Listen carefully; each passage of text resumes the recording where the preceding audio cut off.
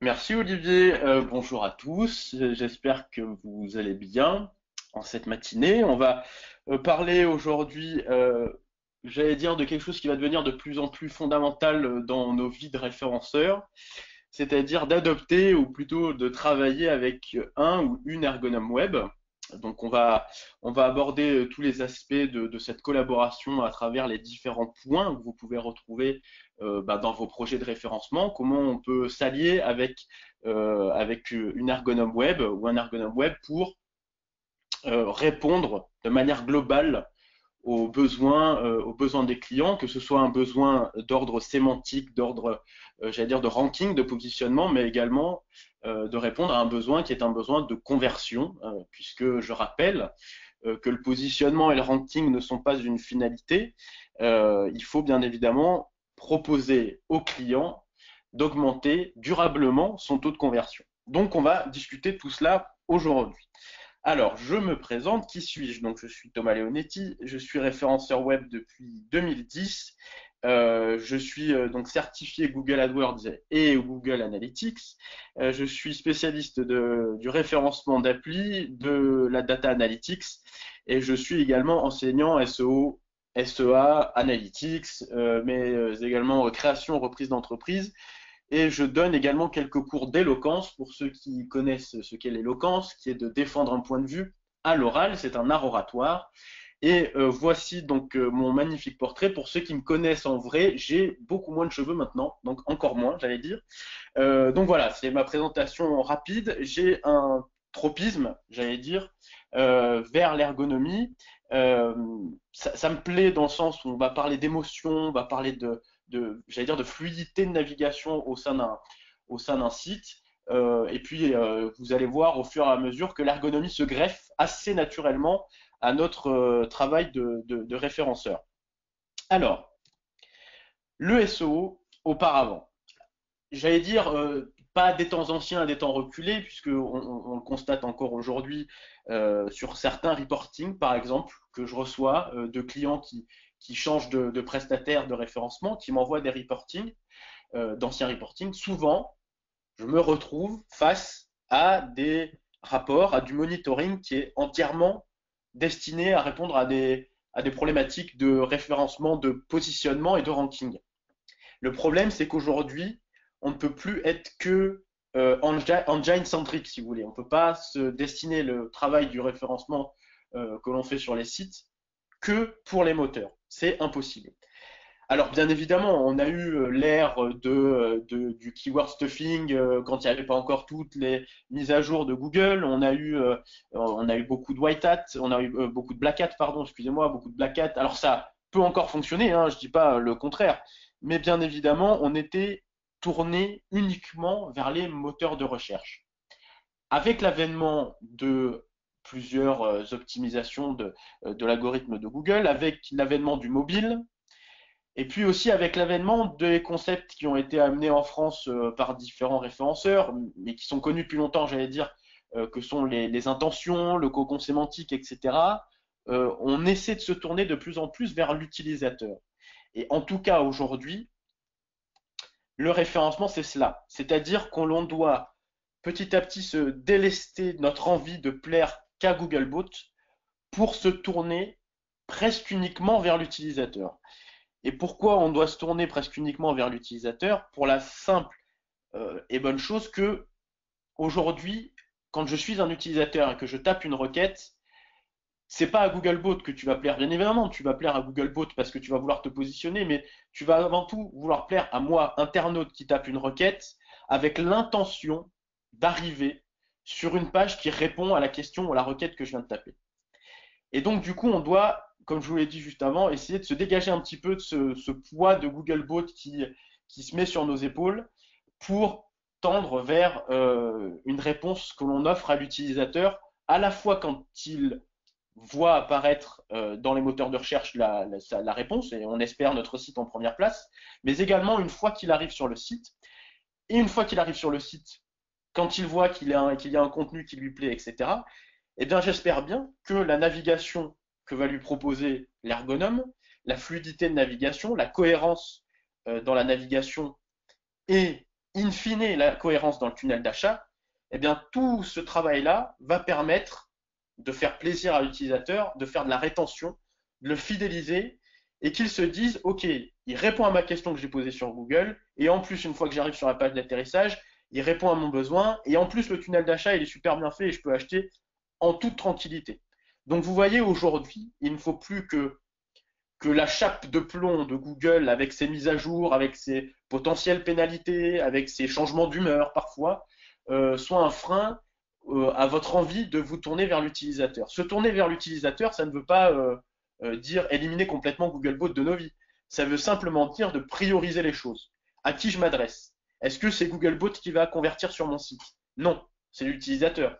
Donc du coup, comment on va faire en travaillant avec une ergonome web? Alors je vais dire une ergonome web puisque je travaille avec une ergonome web. Comment on va faire avec l'ergonome web pour travailler dans ce sens? C'est le sujet de cette conférence. Alors pourquoi avoir besoin d'une ergonome web? Déjà, il faut savoir ce que je vous ai dit, il faut sortir de la vision pro moteur. Alors ne faites pas c'est pas Movalis ou c'est pas promoteur, hein, on n'est pas une agence immobilière encore. Il faut sortir de la vision promoteur et il faut sortir de la vision ranking pure. J'en ai un petit peu marre malheureusement de voir des clients qui me transmettent des dossiers, des reportings où je vois le référenceur dire bah voilà, vous êtes arrivé en première place de Google pour ce mot-clé-là et c'est terminé. Ok, je suis le client, je dis c'est très bien, vous avez très bien fait votre travail et je serais même moi référenceur qui hérite du dossier le premier à le dire. Simplement, so what? Après, oui, on est premier sur Google, mais pourquoi? Quelle est la finalité de ça? Il faut trouver aussi des nouvelles méthodes de travail. En travaillant moi avec une ergonome web, ça m'a permis de m'ouvrir le champ des possibles au niveau de mes méthodologies de travail. C'est-à-dire qu'avant, j'étais un petit peu focus dans une méthodologie de référenceur pur et dur. Je vous fais un audit, je vous fais une étude sémantique, on intègre le contenu, on fait des optimisations, merci, bonsoir. Voilà. Là, j'ai une vision beaucoup plus globale et beaucoup plus, j'allais dire même sereine du projet web. C'est-à-dire que tout s'articule autour d'une arborescence, autour de l'architecture d'information, autour d'un discours de marque. Donc du coup, je trouve que tout s'intègre beaucoup plus facilement dans mon travail de référenceur quand je travaille avec mon ergonome web. Et troisième point, et là je vais faire plaisir à Christian Méline, si jamais il regarde ce webinaire, ça permet de travailler, de réfléchir à l'intention. C'est-à-dire qu'aujourd'hui, on fait encore des études sémantiques un peu bêtes et méchantes. Et je peux parfois me mettre dans le lot.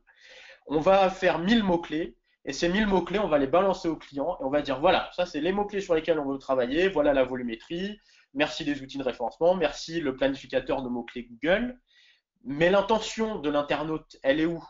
Et en fait, cette intention de l'internaute, cette volonté qu'il a d'arriver sur notre site pour répondre à un besoin, et bien par exemple, on va pouvoir le travailler en collaboration avec l'ergonome web au moment de l'arborescence. Au moment où l'ergonome web va construire l'arborescence, on va pouvoir défricher beaucoup mieux l'intention de l'utilisateur et je veux arriver sur cette page profonde en tapant quel mot-clé, en tapant quelle requête, et est-ce que cette page profonde correspond à mon besoin? Et si vous voulez, cette fameuse intention, le search intent, que l'on voit apparaître beaucoup en France à travers de nombreux travaux, liés notamment au cocon sémantique, j'en reviens à cela, et bien cette intention de l'utilisateur, on va pouvoir beaucoup plus la travailler avec une ergonome web. Donc vous voyez déjà, on pose les bases, les fondamentaux, pour voir quels sont les avantages à travailler avec une ergonome web. Alors, il faut déjà savoir qu'avec l'ergonome web avec qui je travaille, je pense qu'on forme un duo d'enfer. Et là, j'espère que vous reconnaîtrez la référence à Bonnie and Clyde. Et donc, si vous voulez, si je parle de duo d'enfer, c'est parce qu'avec votre ergonome web, il va falloir que vous travailliez en collaboration permanente. C'est-à-dire qu'il ne faut pas que vos travaux se chevauchent, mais il faut que vos travaux soient complémentaires. Il faut que vos stratégies aillent de pair, en fait. Et pour cela, il faut travailler avec une ergonome web, ça permet de mieux comprendre la finalité du travail de référencement. C'est-à-dire pourquoi je positionne des sites en première page et encore mieux en première place, c'est pour drainer un trafic qualifié et pour aussi que ce trafic qualifié qui soit drainé par le référencement arrive sur un site qui soit fluide en termes de navigation. Ça permet également de comprendre la mécanique positionnement-conversion. Je positionne mon site en première place, très bien. C'est ce que je vous disais auparavant, le client va se dire so what, c'est bien, c'est super, on est en première place, mon trafic a un petit peu augmenté, mais est-ce que mes conversions vont augmenter? Et bien là, quand vous travaillez avec une ergonome web, la compréhension de la mécanique positionnement-conversion, eh ben, elle va être beaucoup plus simple pour le client. C'est-à-dire que je suis positionné en premier, ok, j'ai optimisé mon ergonomie sur le site, in fine, je veux que mon taux de conversion augmente. Et enfin, on va pouvoir améliorer la symbiose, la synergie entre navigation et sémantique au sein de l'arborescence. On parle souvent, dans les conférences de référencement, on parle souvent de maillage interne. En fait, on parle souvent de maillage interne pour dire on transmet le jus d'une page à une autre page et on espère en tout cas que ce jus soit cohérent et que ça soit entre une page mère et une page fille, par exemple. Mais au-delà de penser au jus de référencement dans un lien interne, pensez également à la navigation. Et on le verra un petit peu plus tard au sein de cette conférence en ligne, on verra à travers des cartes de chaleur qu'un lien interne permet aussi d'avoir une bonne navigation. On n'est pas obligé d'utiliser la navigation principale, le méga menu, etc. Et donc en fait, si vous voulez, travailler avec une ergonome web et notamment dans l'arborescence, travailler avec elle dans l'arborescence, c'est aussi comprendre comment je vais réaliser un meilleur maillage interne. Quel est le maillage interne le plus cohérent entre des pages mères et des pages filles au sein d'un même silo, etc. Donc vous voyez les fondamentaux, là on repose encore les fondamentaux, ça permet de comprendre des mécaniques entre le positionnement, la sémantique, les études de mots-clés et in fine la navigation, la fluidité de la navigation, la cohérence et la cohérence aussi au niveau du tunnel d'achat et donc in fine au niveau de la conversion. Alors, la carte d'identité de votre alter ergo. Alors j'espère un bon jeu de mots pour 11h15, mais en tout cas, la carte d'identité de votre alter ergo, c'est d'abord de bien faire comprendre que vous devez discuter entre vous. Et donc, qui dit discuter entre vous, il faut aussi que vous vous compreniez. Quand vous allez chercher potentiellement à travailler avec un ergonome ou une ergonome web freelance, indépendant, il faut bien évidemment que cet ergonome web comprenne les problématiques SEO. C'est-à-dire qu'il a une connaissance, il n'est pas expert en référencement, loin de là, mais il a une connaissance des problématiques, notamment des problématiques de référencement qui rentrent en conflit régulièrement avec son travail. Donc vous allez pouvoir échanger là-dessus. Et surtout, quand je parle d'échanger, je parle de transmission de compétences. C'est-à-dire que quand je travaille avec mon ergonome web, elle me transmet des compétences. C'est-à-dire que j'apprends, typiquement quand je relis tous ces audits, j'apprends, je m'imprègne de son travail. Et donc c'est pour ça que la transmission de compétences, alors que ce soit avec une ergonome web, mais ça peut marcher avec un développeur, etc. Mais avec une ergonome web, parce que les référenceurs indépendants ont tendance à beaucoup travailler avec des développeurs, ou sont même développeurs eux-mêmes, mais ils ne sont pas ergonomes. Donc du coup, travailler avec une ergonome web, ça permet de faire des échanges de compétences. Il faut également qu'elle ou qu'il soit orienté CRO, donc Conversion Rate Optimization, c'est-à-dire que l'objectif de tout site, même d'un site vitrine, c'est de générer du lead, c'est de générer du contact, ou pour un site e-commerce, c'est de générer des ventes. Et donc du coup, il faut, mais ça de toute façon la plupart des ergonomes web ont cela en tête, il faut également que l'ergonome web se dise, ok, comment je vais faire pour augmenter mon taux de conversion? Alors nous, par exemple, en tant que référenceur, on améliore très souvent la fiche produit, la sémantique de la fiche produit. Eh bien, par exemple, la fiche produit, c'est quelque chose de très important que vous allez devoir travailler avec l'ergonome web. L'ergonome web, il est là pour que les gens comprennent rapidement comment mettre dans le panier, comment valider le panier, quels sont par exemple les modèles qu'il y a, si on prend des chaussures, accéder rapidement à la pointure, voilà, etc. Et donc, du coup, c'est orienté CRO. Il faut que votre ergonome web et que votre travail de référenceur soit orienté vers l'augmentation du taux de conversion.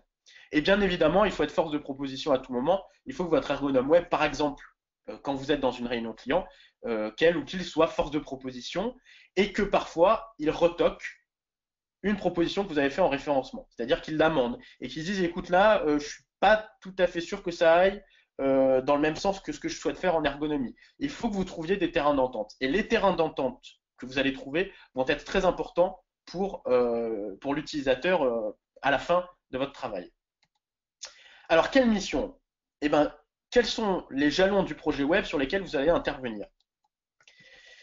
Il est impératif de l'avant-vente, donc au moment où vous avez le prospect au téléphone, à la conclusion de la prestation, de combiner les expériences, les brainstorming et les réunions. Bien évidemment, quand vous travaillez avec une ergonome web, il est essentiel, alors qu'elle soit juste à côté de vous ou qu'elle soit à des milliers de kilomètres, il est essentiel tout au long du projet web de faire des réunions, de se concerter, de discuter de points importants, pour la simple et bonne raison que vous ne devez jamais travailler en décalage. Parce que si vous travaillez en décalage, malheureusement, il va y avoir un décalage de travail, un décalage potentiellement de sensation du besoin, de ressenti du besoin, pardon, au niveau du client. Et c'est pour ça que je dis, sur le point suivant, il faut avancer en parallèle et toujours avoir le souci de l'utilisateur. Bien sûr, on est des référenceurs et on ne pourra jamais se dire ah non, non, mais moi je travaille que pour l'utilisateur, Googlebot et le ranking, je m'en fiche. C'est pas ça que je veux dire. Ce que je veux dire, c'est que la présence d'un ergonome ou d'une ergonome web à votre côté vous permet de penser beaucoup plus à ce que veut lire ou à ce que recherche l'internaute pour arriver sur votre site ou une fois qu'il est sur votre site.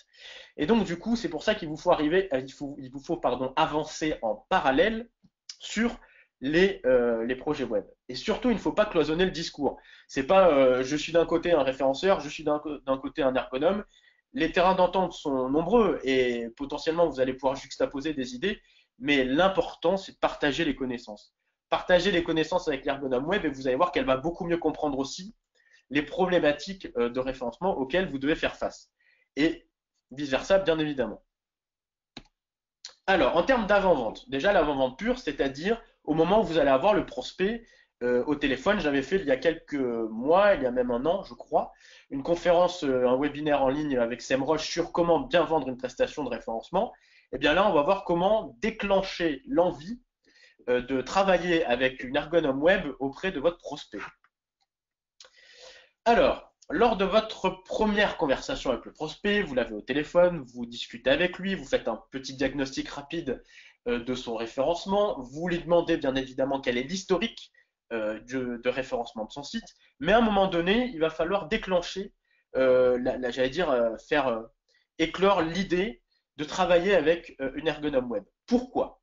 Parce que le client, il vous contacte pour du référencement, très bien, mais votre client, il veut se faire de l'argent, il veut développer son business sur le web.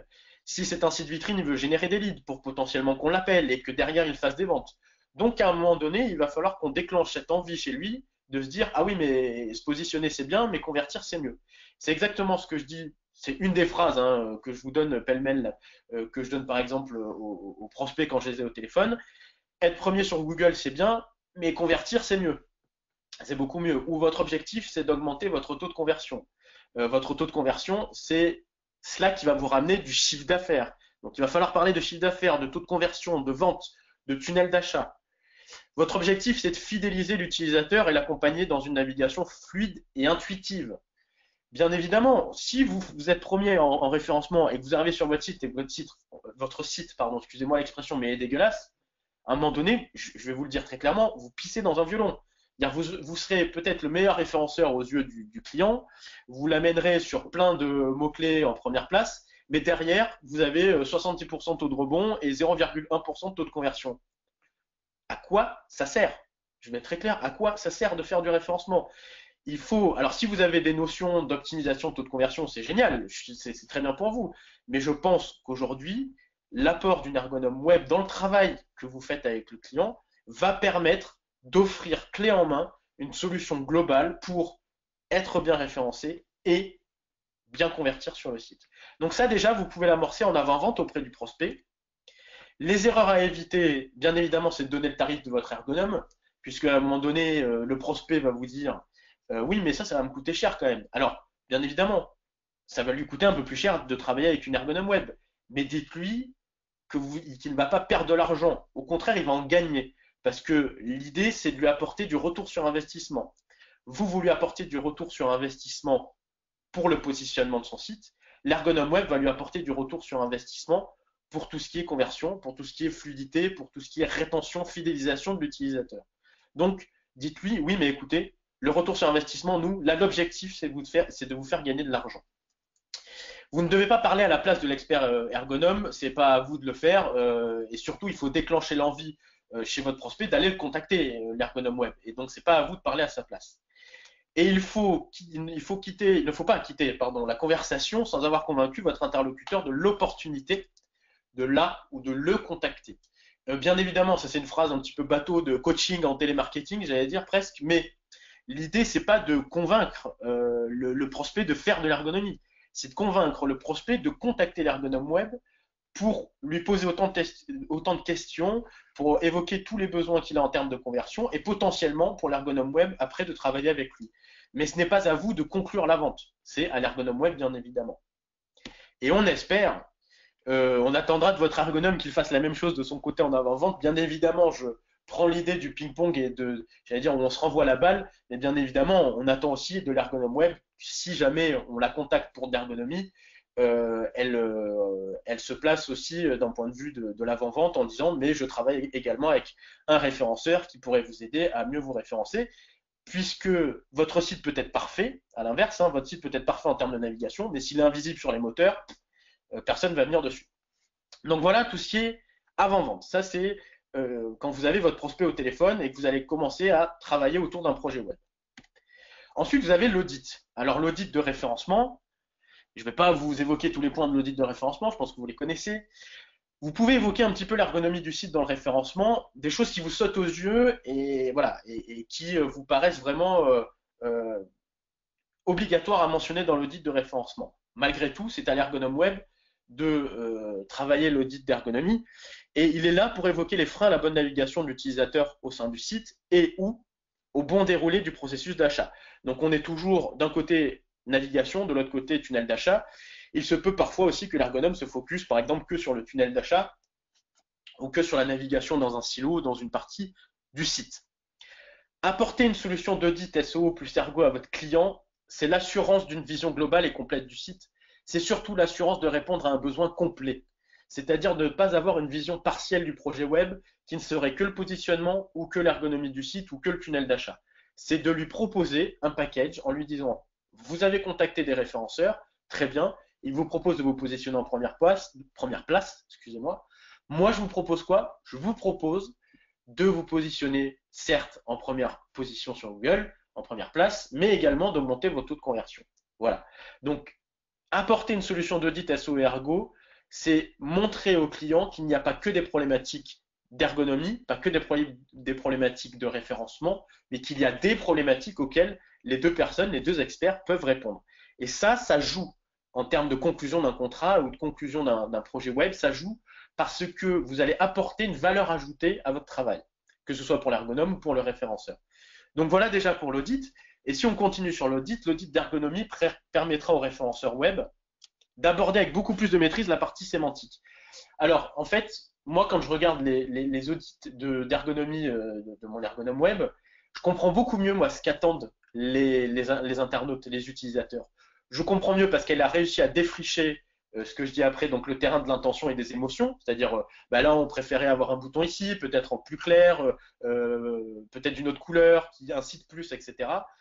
Mais cette incitation-là, elle permet aussi de dire quelle est la requête que va taper l'internaute, qu'est-ce qu'il souhaite avoir sur la page d'atterrissage, qu'est-ce qu'il souhaite comme contenu. Et donc toute cette partie sémantique que je faisais de manière bête et méchante, excusez-moi l'expression, mais bête et méchante sur le planificateur de mots-clés, elle a complètement été modifiée par le travail de l'ergonome web. C'est-à-dire que, je n'allais pas dire à travers la requête vous avez une émotion, mais en tout cas à travers la requête vous avez une intention. Et donc du coup, à travers quand on défriche l'audit d'ergonomie, quand on est référenceur, ça permet de comprendre beaucoup mieux l'émotion et l'intention de l'utilisateur. Et en adoptant ce regard user-centric, le référenceur se concentre, j'aurais pu corriger, le référenceur se concentre à la fois sur les besoins de Googlebot, parce que bon, se positionner c'est bien aussi, mais aussi sur ceux des futurs visiteurs. Et notamment, ça je le dis pour ceux qui utilisent beaucoup Google Analytics et ceux qui utilisent le fameux segment recherche naturelle, il est essentiel pour moi de monitorer le comportement des utilisateurs via ce segment de trafic de recherche, de résultats recherche naturelle sur Analytics pour voir en fait si le travail d'ergonomie et le travail de référencement vont de pair. Est-ce que mon trafic de référencement a augmenté, mon trafic SEO a augmenté, et est-ce que sur les pages d'atterrissage qui ont été positionnées, est-ce que l'ergonomie fonctionne? Est-ce que la navigation est fluide, etc. Donc vous voyez, c'est un travail collaboratif et complémentaire de tous les instants. Alors, ce petit schéma que j'ai eu de l'agence Smart Innovation euh, met en regard un petit peu tout ce qui sera mis en place, étudié pardon, lors de l'audit d'ergonomie, donc l'architecture d'information, le design et l'interaction, les fonctionnalités, user interface, l'usabilité, potentiellement la typographie aussi. Et on va parler de la stratégie de contenu. Alors, bien évidemment, en tant qu'ergonome web, on va parler de la stratégie de contenu, mais on pourrait aussi l'appliquer à la rédaction web, un rédacteur web qui va auditer tous les contenus sur le site, mais les référenceurs aussi doivent travailler la stratégie de contenu, puisque je rappelle que Google nous parle de content is king, et donc du coup, on passe à cette partie de sémantique et de contenu. L'ergonome web va travailler sur l'arborescence du site et l'architecture d'information. Une fois l'arborescence réalisée, elle sera passée sous le scalpel du référenceur qui pourra la valider ou l'amender. Alors bien évidemment, moi en tout cas, quand je vois l'arborescence qui a été réalisée par l'ergonome web, alors je dois l'amender ou la valider, mais surtout ça va me permettre de beaucoup mieux comprendre le contenu que je dois réaliser. Alors qu'il soit réalisé par mes soins, qu'il soit réalisé par une rédactrice web, etc. Mais je comprends beaucoup mieux en tout cas le contexte sémantique.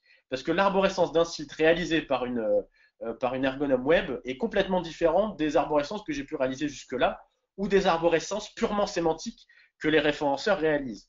Parce que on a en plus de l'architecture d'information, on a tout ce que souhaite mettre, tous les besoins en termes, j'allais dire, de thématiques à expliciter dans les silos, par exemple. Quand on parle de silos de référencement, et ben ces silos, on les retrouve très souvent dans l'arborescence du site créé par l'ergonome.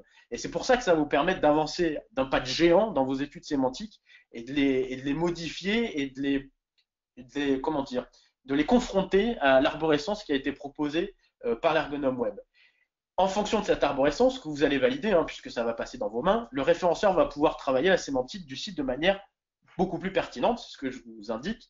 Et une fois qu'elle est validée, vous allez pouvoir rentrer dans le bain de l'étude sémantique, du travail des titles, du travail du contenu, des contextes sémantiques, des métamots, pour faire encore plaisir à notre Christian Méline national, etc., etc. Donc vous voyez, l'étude sémantique réalisée post-arborescence ergonomique, j'allais dire, ça change la vie, en tout cas, ça change le regard qu'on a sur l'étude sémantique qu'on faisait auparavant.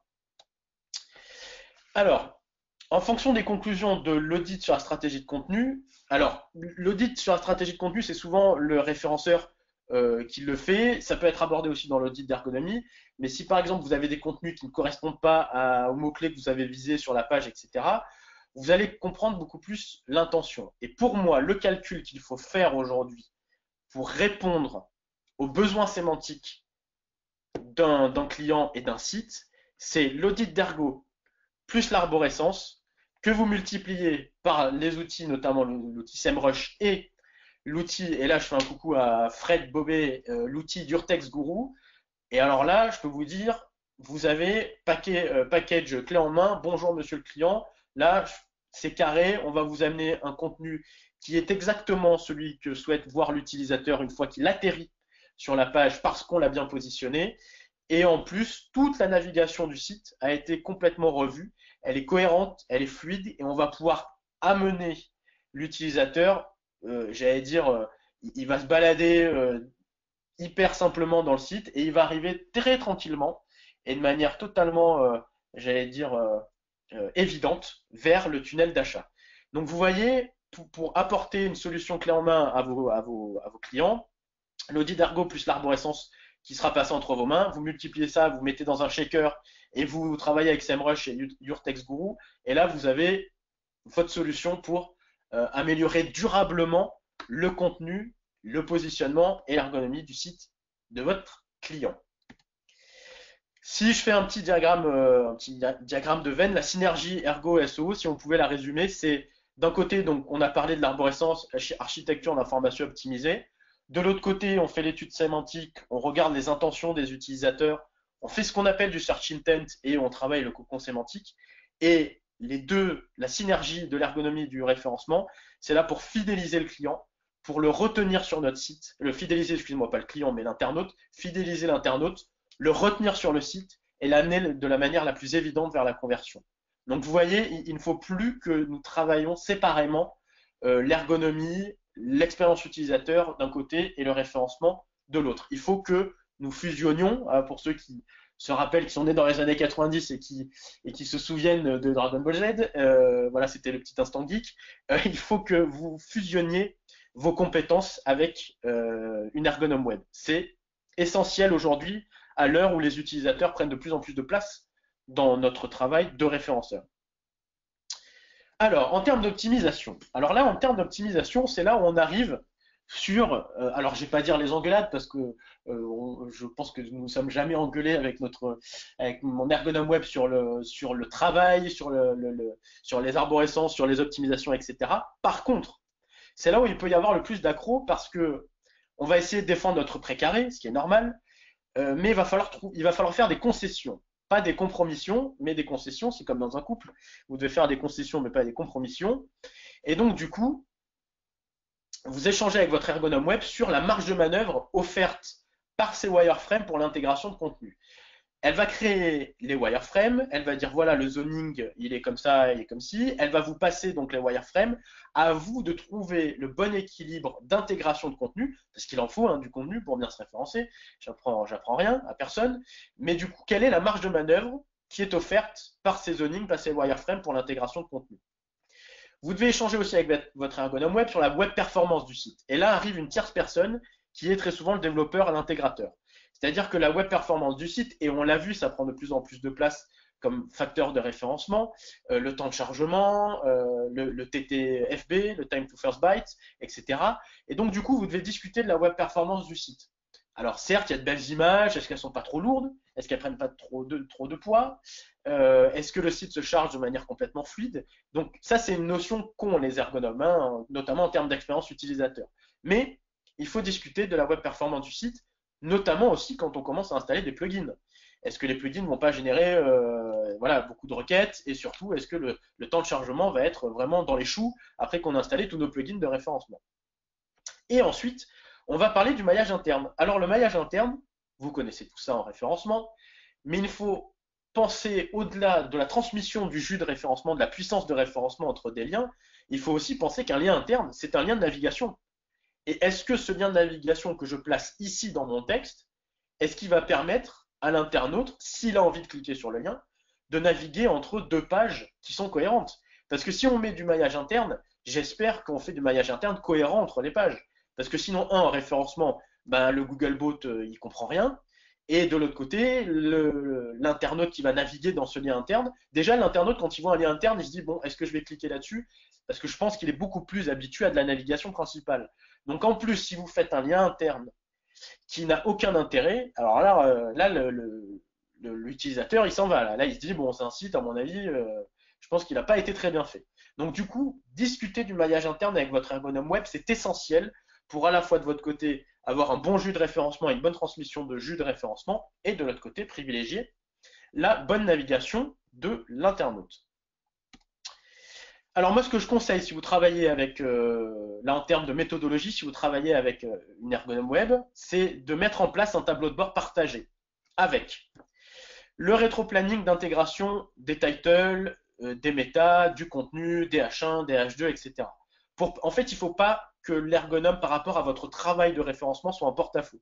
C'est-à-dire qu'elle revienne vers le client et qu'elle amène des optimisations d'ergonomie et que le client dise ah ben non, le référenceur m'a dit que, et le référenceur a dit qu'il était préférable de faire ça.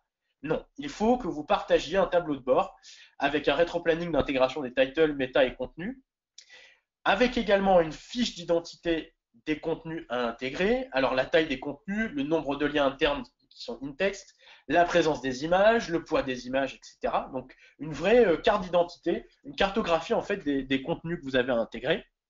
Et enfin, un petit document, mais ça vous pouvez le faire par mail, vous pouvez le faire dans un petit livre blanc, un petit feuillet blanc, les recommandations stratégiques SEO à mettre en place.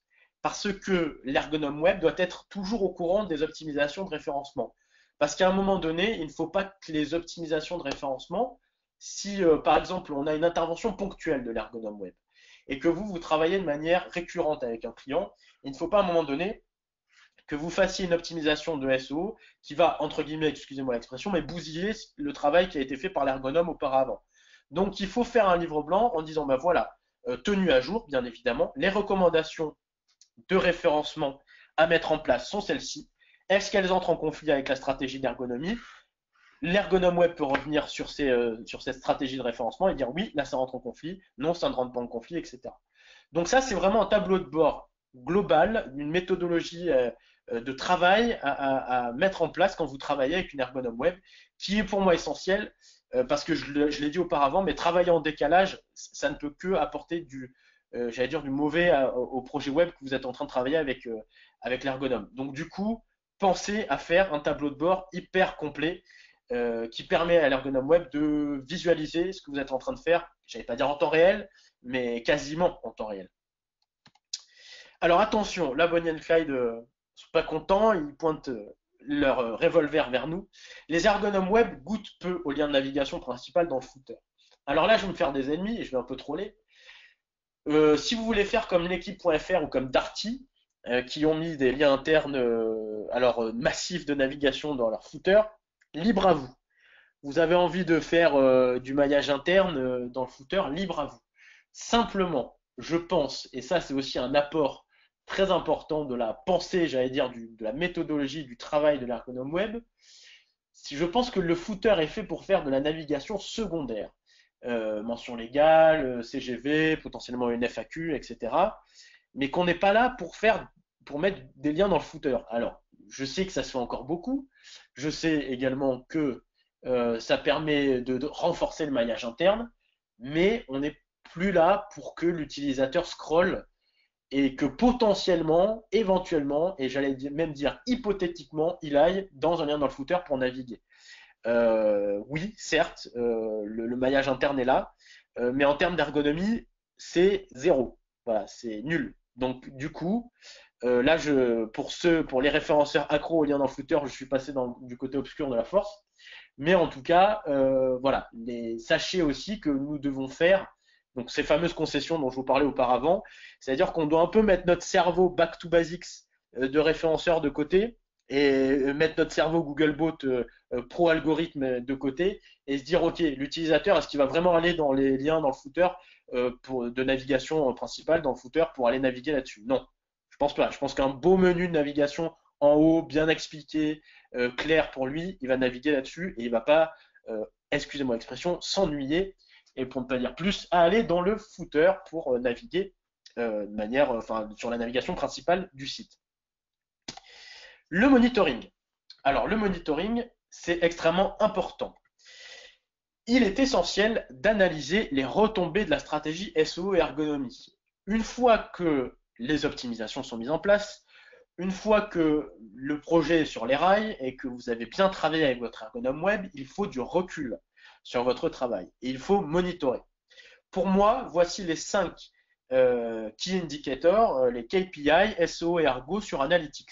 Vous devez les étudier, c'est très important et il ne faut pas vous focus, j'allais dire, c'est ce que je disais au début, que sur le positionnement ou sur le trafic, même si le trafic SEO fait partie de ces KPI, mais ne vous focalisez pas que là-dessus. Les 5 KPI sont les suivants. Le trafic SEO, bien évidemment, c'est important. Si vous avez un trafic SEO qui décline du jour au lendemain, il va y avoir un souci. Ensuite, le taux de rebond. Alors, le taux de rebond global, le taux de rebond des pages de catégorie et le taux de rebond sur les pages produits. D'accord? Ne vous focalisez pas que sur le taux de rebond que vous voyez sur le premier écran de Google Analytics. Creusez. Creusez un petit peu le comportement de l'utilisateur sur le site. La durée de visite globale sur les pages de catégorie et sur la page produit. Le tunnel d'achat, et s'il vous plaît, essayez de bien configurer l'entonnoir, le schéma de l'entonnoir dans Google Analytics. Je rappelle, c'est dans commerce électronique, schéma de l'entonnoir. Configurez bien vos objectifs e-commerce dans Google Analytics, puisque l'analyse du tunnel d'achat est hyper important. Si jamais vous avez un souci dans le tunnel d'achat ou que le client a un souci dans le tunnel d'achat et que vous devez revenir vers l'ergonome web en disant hey, salut, il y a un petit souci sur le tunnel d'achat, voici les données que j'ai sur Google Analytics, voici comment je les analyse, est-ce que tu peux me faire un retour dessus et voir ce qui ne va pas dans le tunnel d'achat? Donc s'il vous plaît, tunnel d'achat qui est KPI très très important. Et évidemment, le taux de conversion. Je rajouterai à ces KPI, un KPI que je n'ai pas mis, mais parce qu'il est, alors pour le coup, en termes d'ergonomie, Google Analytics, on est d'accord, c'est zéro, et qu'il n'est pas très visuel, il n'est pas très bien fait, mais c'est le flux de comportement. Le flux de comportement, vous l'avez donc sur le menu de gauche, le comportement, flux de comportement dans Google Analytics. Le flux de comportement, ça va vous permettre de voir comment navigue l'internaute entre les pages, et surtout en fonction de la source de trafic. Vous mettez source de trafic SEO et vous regardez comment l'utilisateur navigue entre la page d'accueil et potentiellement l'achat. Et là, vous avez le cœur de votre travail entre l'ergonome et le référenceur, c'est-à-dire il est arrivé sur la page d'atterrissage. Est-ce qu'il a abandonné cette page d'atterrissage parce que potentiellement l'ergonomie n'était pas top et le contenu ne lui était pas forcément destiné par rapport à la requête qu'il a tapée. Et ensuite, vous allez voir comment il navigue au sein des pages, potentiellement au sein du silo dans l'arborescence. Donc, on va potentiellement avoir une remise à plat de l'arborescence après l'analyse de ce flux de comportement. Alors, je sais qu'il est très mal fait, qu'il y a des couleurs vertes, des couleurs rouges, je suis désolé, mais c'est vraiment l'antithèse de l'ergonomie sur Analytics, mais vous devez le décrypter et savoir le lire. Donc, flux de comportement, très important pour comprendre cette synergie et le travail qu'il y a entre un ergonome et un référenceur. Il est nécessaire d'organiser un monitoring régulier, bien évidemment, des résultats des actions SEO et Ergo. Rappelez-vous que le positionnement n'est pas une finalité, hein, mais que la conversion, oui. C'est pour ça que le KPI taux de conversion est très important, notamment aussi taux de conversion mobile. Hein, si on a une action d'ergonomie sur le mobile, et notamment en termes d'expérience utilisateur et de responsive web design. Faire un reporting hebdomadaire. Moi, je suis d'avis à faire un reporting hebdomadaire des KPI mentionnés auparavant pour chacun des sites étudiés, et notamment, et là je prends 2 petites secondes sur Google Data Studio. Alors voilà, Google Data Studio m'a fait gagner à peu près 45 minutes, voire 50 minutes de mon temps pour faire des reportings. Et surtout, je trouve ça, alors, pas très ergonomique en termes de navigation principale, puisque vous avez des petites icônes, mais qui sont pas tellement parlantes, à part si on laisse le petit curseur dessus. Puis pour ajouter des données, pour ceux qui ont vu mon tweet hier, ajouter des données, c'était pas top, mais j'ai finalement réussi à trouver la solution. Mais je pense que Google Data Studio va permettre de passer un cap pour les référenceurs, pour donner de la crédibilité, de la légitimité à leur reporting. Et donc, dans ces fameux reporting, vous devez intégrer ces KPI et vous devez les faire de manière hebdomadaire. Donc Google Data Studio, c'est hyper simple. Vous allez à droite, vous allez sur une des données que vous avez intégrées, vous changez juste la date et vous mettez donc la semaine en cours, hein, du coup, et vous envoyez ça, vous partagez ça à votre client. Et vous allez voir que le client va gagner en confiance vis-à-vis de votre travail. Parce que vous allez lui apporter chaque semaine un reporting hyper clair, hyper visuel sur des données qui sont liées au référencement, mais également à l'ergonomie. Et ça, pour le coup, c'est une vraie valeur ajoutée. Et vous devez apporter aussi, et en annexe, on va le voir, des captures d'écran des outils de carte de chaleur.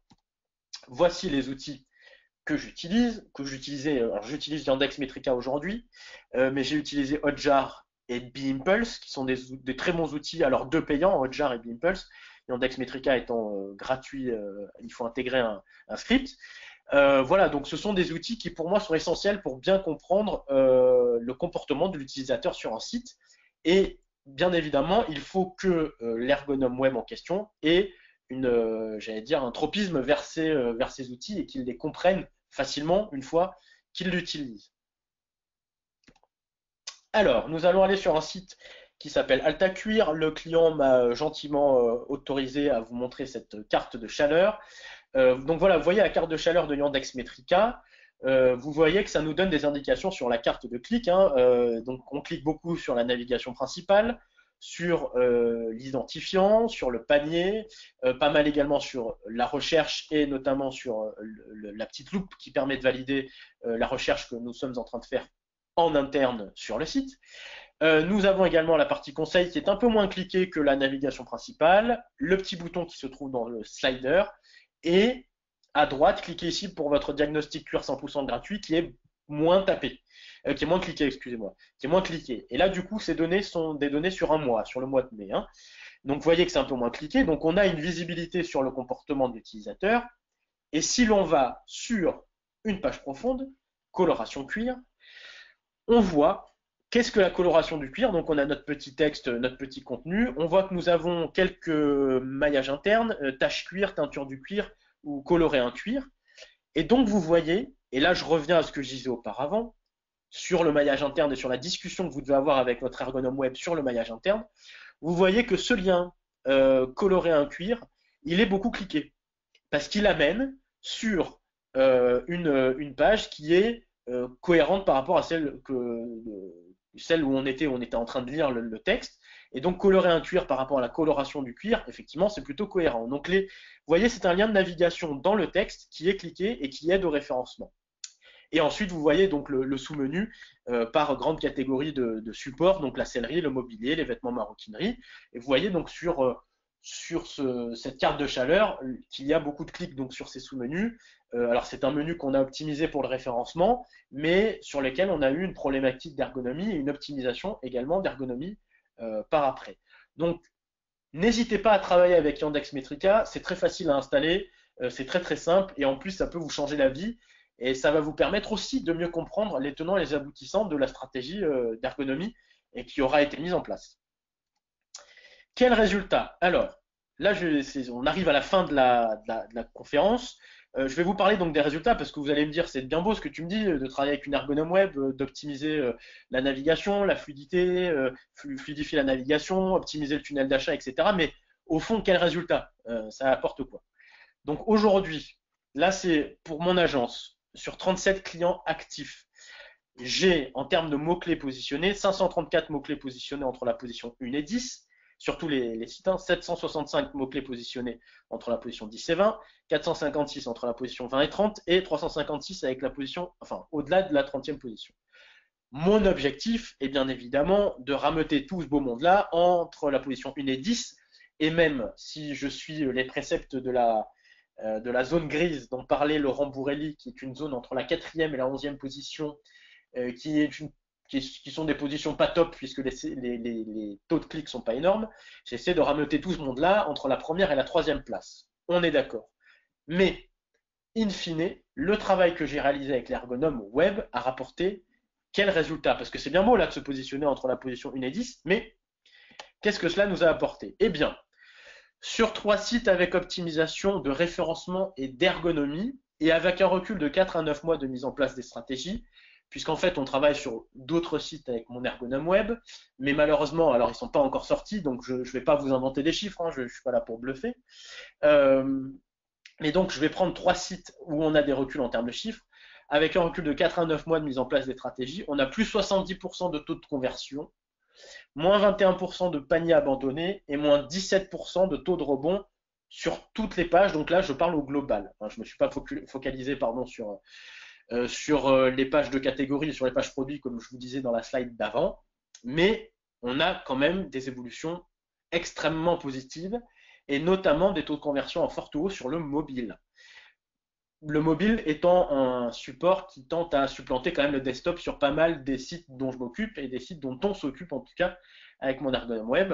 Donc vous voyez, ces résultats, ils sont palpables. Alors ces 3 sites, hein, on ne va pas faire de l'empirisme sur la vingtaine de sites ou la trentaine de sites sur lesquels on pourra travailler avec mon ergonome web, mais en tout cas d'ores et déjà, sur 3 sites avec du recul, on a 70% de taux de conversion en plus.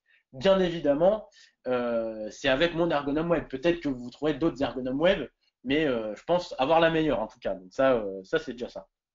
En conclusion, et là ce sera une seule phrase, référenceur, devenez user-centric. Il est essentiel, je pense, aujourd'hui, dans le référencement, de changer de paradigme et d'arrêter de se dire que le ranking fait tout. J'entends beaucoup de référenceurs qui vont commencer à travailler des requêtes hyper concurrentielles, qui pensent cocon pour le référencement, le ranking, le positionnement. Bien évidemment, je ne vais pas vous dire arrêtez de positionner vos sites et ne faites que de l'ergonomie. Je ne suis pas là pour ça. Je suis là pour vous dire très bien, vous avez référencé votre site, c'est super. Et je le répète, si votre site est dégueulasse en termes d'ergonomie, vous avez pissé dans un violon et vous pourrez toujours autant bluffer sur des résultats, enfin pas bluffer sur des résultats, mais donner des résultats de référencement. Si au fond le client ne gagne pas d'argent, on n'a servi à rien. Donc du coup, si vous voulez, aujourd'hui, Il est essentiel de devenir user-centric et d'adopter une ou un ergonome web aussi, mais de devenir user-centric pour faire comprendre aux clients que nous ne sommes pas là que pour référencer un site, pour l'indexer, puis le positionner. Nous sommes là pour lui apporter du trafic qualifié. Et ce trafic qualifié va convertir sur son site parce qu'on a apporté une notion d'ergonomie avec un expert ergonome à nos côtés. Voilà, c'est ça la conclusion que je voulais vous apporter aujourd'hui. C'est pas du tout pour troller ou quoi que ce soit, c'est simplement pour vous dire qu'aujourd'hui, le référencement se doit de changer de paradigme, mais on le voit notamment avec des optimisations mobile guédon, etc., où on parle beaucoup d'expérience utilisateur, mais on parle parfois à tort et à travers d'expérience utilisateur. Parlons d'utilisateur tout court. C'est quoi l'utilisateur aujourd'hui pour un référenceur? Eh bien, c'est un utilisateur dont on connaît les requêtes, dont on connaît l'intention.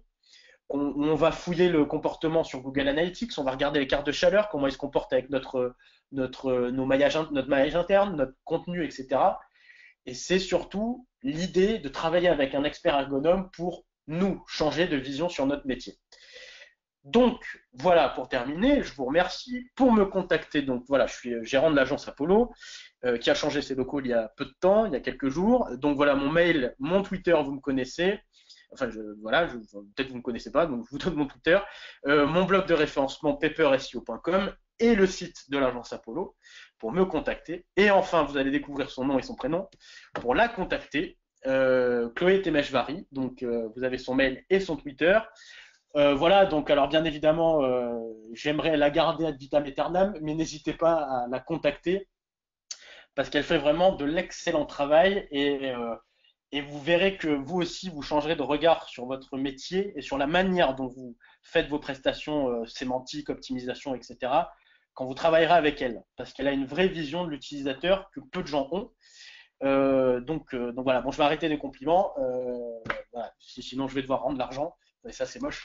Mais du coup voilà, je vous conseille très vivement de la contacter et je vous remercie beaucoup de votre attention pour cette conférence et donc j'attends vos questions dans le chat.